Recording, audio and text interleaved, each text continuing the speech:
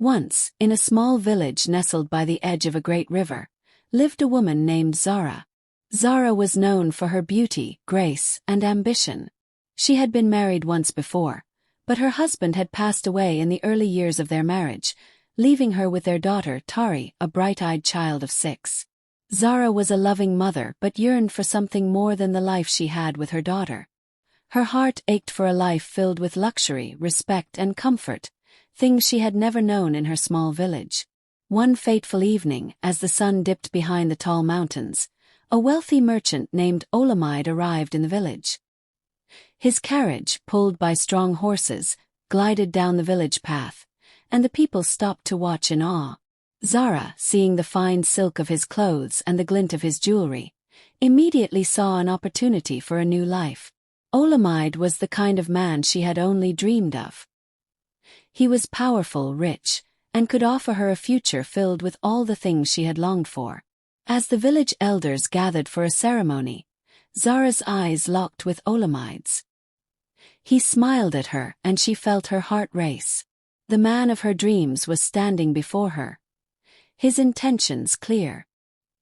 He proposed that she leave the life she knew behind, marry him, and live with him in his grand city mansion. First Zara hesitated. She had a daughter, Tari, who needed her. But deep down, she yearned for something more than the meager life in the village. The promises Olamide whispered in her ear of wealth, of a life of leisure, of never having to worry again were too tempting. The villagers had heard whispers of Olamide's riches and his conquests. Some warned her, saying that such men were cruel and selfish, that they would take all she had and leave her with nothing. But Zara was blind to their warnings. She could only think of the luxurious life she would lead, far away from the struggles of the village. One evening, after days of contemplating, Zara made a decision. She would marry Olamide. But there was a problem, Tari. Zara knew she could not take her daughter with her. Olamide had no patience for children, and Zara could not bear the thought of being tied down by her daughter. So, with a heavy heart, she made the choice to leave Tari behind. "I will return for you, my child," Zara promised, her voice trembling as she kneeled beside her daughter. "You will live with your grandmother, and when I am settled, I will come back for you. You will be part of the life I always dreamed of, I promise." Tari, though confused, nodded, trusting her mother. Zara's words meant the world to the young girl, and she believed her mother's promise wholeheartedly. The next day, Zara left her daughter in the care of her elderly mother and boarded the carriage with Olamide, her heart torn but filled with anticipation.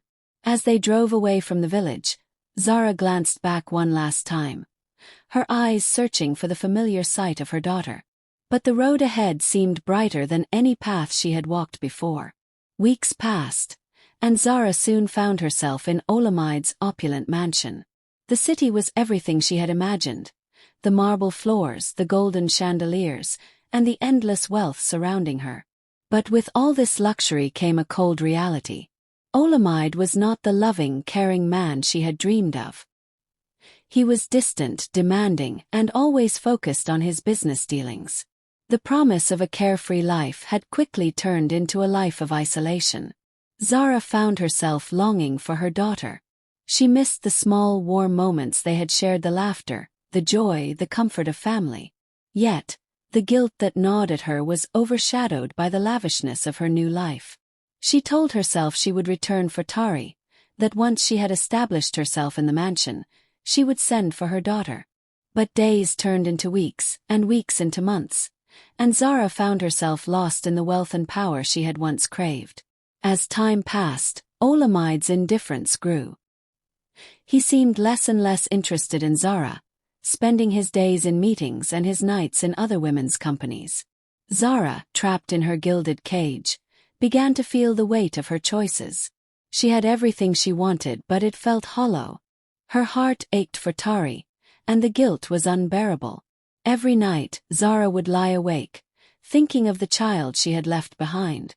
Did Tari still remember her? Did she hate her for abandoning her? One evening, as Zara walked through the mansion, she overheard Olamide speaking to his business partner. They were discussing a new arrangement that would change everything, A new wife, a new partnership, a new family. Zara's heart stopped. Was this it? Had she been replaced already? Suddenly, the mansion that had once seemed like a dream now felt like a prison. And deep within her, the voice of a mother, a voice she had ignored for so long, was screaming at her. Zara needed to go back. She needed to return to her daughter. She needed to fix what she had broken. But would it be too late? As Zara walked back to her room that night, she gazed out at the city lights below. She had gained everything she thought she wanted, but in doing so, had lost the one thing that had truly mattered. The clock was ticking. Would Zara be able to undo the damage she had done? Could she go back to Tari, the daughter she had abandoned, and mend the broken pieces of their relationship? The answer was just beyond her reach, and as she lay in the cold, unfamiliar bed, Zara couldn't shake the feeling that everything was about to change. But the question remained. Could she ever return to the life she had left behind, or was it too late to fix the mess she had created?